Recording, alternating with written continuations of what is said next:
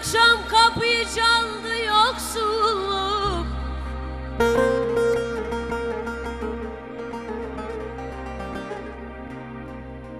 Gelen kimdir diye açıp bakarken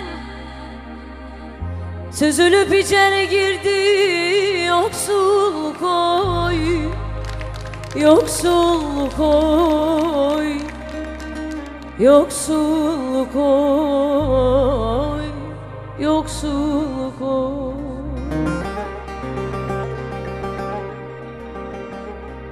Süzülüp içeri girdi yoksulluk oy, yoksulluk oy, yoksulluk oy, yoksulluk oy.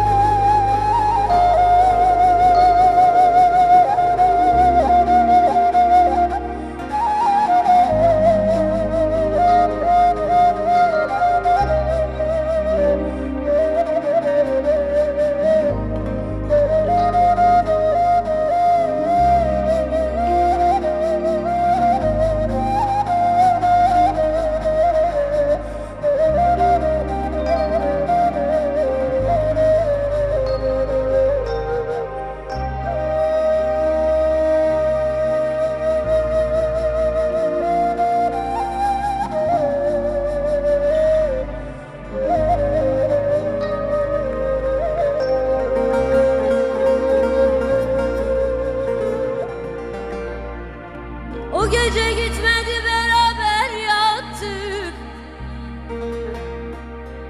Altı hasır üstümüze çul örttük.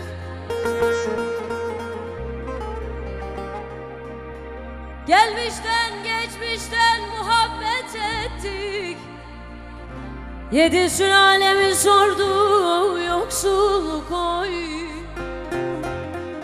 yoksulluk oy, yoksulluk oy, yoksulluk oy.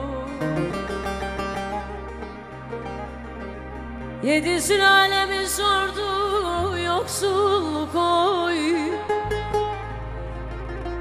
yoksulluk oy, yoksulluk oy, yoksulluk.